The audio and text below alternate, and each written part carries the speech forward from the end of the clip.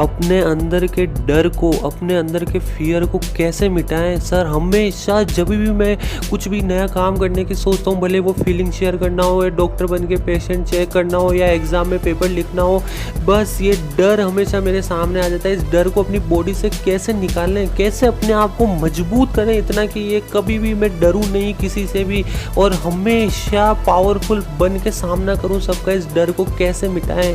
तो सबसे बड़ा रामबाण तरीका इसका यही है कि इस डर को इग्नोर करोगे तो टेम्परेरी तरीका है, पर परमानेंट तरीका यह है कि इस डर को भूल जाओ। ये डर कुछ ही नहीं होता, अपनी साइड चेंज कर लो। अगर ये डर जिस रास्ते से जा रहा हो उस रास्ता बदल के अपना मोड़ अलग ले लो और अपने अलग रास्ते पे चलो।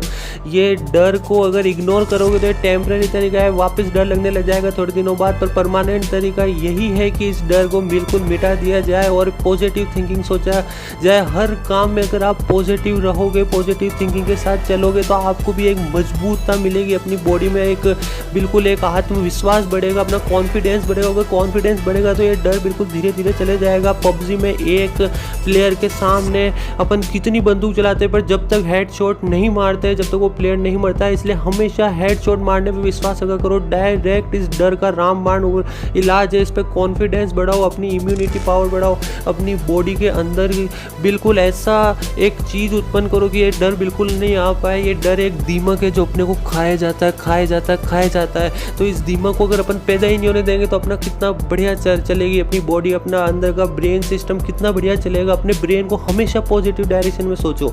सबसे मेन तरीका है कि अगर आपको डर नहीं लगता है तो केवल इसका एक ही तरीका कि आपको कॉन्फिडेंस लेवल इतना हाई है कि आपको डर लगता ही नहीं होगा। जिसको डर लगता है किसी भी काम के पीछे, भले ही कुछ भी कर रहे हो, अपन एग्जाम में पेपर लिख रहे हो या यंगस्टर्स अपनी किसी से फीलिंग शेयर कर रहे हो कि वो क्या सामने वाला क्या सोचेगा, कि इस बारे में डर के अपन उसको फीलिंग्स नहीं बताएंगे तो कभी अपने को वो चीज़ नहीं मिल पाएगी जिस अपन चीज़ की तलाश कर रहे हैं। तो हमेशा कुछ भी कर लो आप ऐसा काम, अगर आपको डर लगता है तो अपना कॉन्फिडेंस पावर इतना बढ़ाओ कि उस डर को बिल्कुल हटा दे और हमेशा पॉजिटिव थिंकिंग के साथ आगे बढ़ो। बड़े बुजुर्ग कह के गए हैं कि बी पॉजिटिव, अगर पॉजिटिव रहोगे तभी आगे बढ़ पाओगे, वरना कभी आगे नहीं बढ़ पाओगे। हमेशा पॉजिटिव रहो। ऑल इज़ वेल, इन 3 शब्दों का बहुत बड़ा मतलब है। ये 3 शब्द अपने दिल पर अगर हाथ रख के अगर अपन कहते हैं तो इसका मतलब है कि इन्वायरमेंट में अपन अपने दिल को समझा रहे हैं कि कुछ भी नहीं है और बिल्कुल टेंशन फ्री चीज़, और हमेशा अपना दिल भी पॉजिटिव डायरेक्शन सोचेगा, इसलिए अपन आगे बढ़ रहे हैं। तो सबसे बेस्ट तरीका किसी चीज़ का है डर को मिटाने का तो वो है इग्नोरेंस। बिल्कुल नहीं टेम्पररी है, परमानेंट है। अपने पॉजिटिवनेस को बढ़ाओ, अपने आप को बढ़ाओ। सबसे बेस्ट तरीका यही है। अब आपके मन में यही सवाल आ रहा होगा कि सर हमने तो इसको कॉन्फिडेंस इतना बढ़ा लिया, हम हमेशा पॉजिटिव सोचते हैं तो भी काम सही नहीं होता है। तो ये इसका भी आंसर यही है कि अगर आप पॉजिटिव कितना भी सोच लो, पर जब तक आप अपने माइंड को ये नहीं कहोगे कि ये नेगेटिव थिंकिंग को हट जाए या नेगेटिव थिंकिंग भूल जाए अपना माइंड, अगर उस माइंड को ये नहीं समझोगे नेगेटिव थिंकिंग कुछ ही नहीं होती है, जब तक पॉजिटिव थिंकिंग भी काम नहीं करेगी। तो इसका इलाज ये नहीं है कि केवल पॉजिटिव सोचते रहो, बोलते रहो be positive, all is well, all is well, all is well, all is well.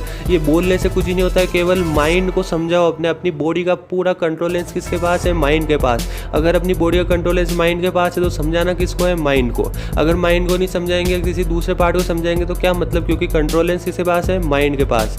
PUBG में इतना बड़ा प्लेयर होता है, अपनी कंट्रोलेंस किसके पास रहती है? अपने हाथ में, अपने गन के पास। अगर अपने गन के पास कंट्रोलेंस नहीं है तो अपन कुछ भी नहीं कर सकते सामने वाले प्लेयर के। इसीलिए हमेशा अपने कंट्रोलेंस पावर पे जोर दो। अपना ब्रेन को समझाओ कि हमेशा पॉजिटिव और नेगेटिव बिल्कुल अलग चीज़ें होती है, और अगर हमेशा अपन पॉजिटिव ही सोचेंगे, पॉजिटिव डायरेक्शन में ही चलेंगे तो हमेशा अपन सक्सेसफुल होंगे।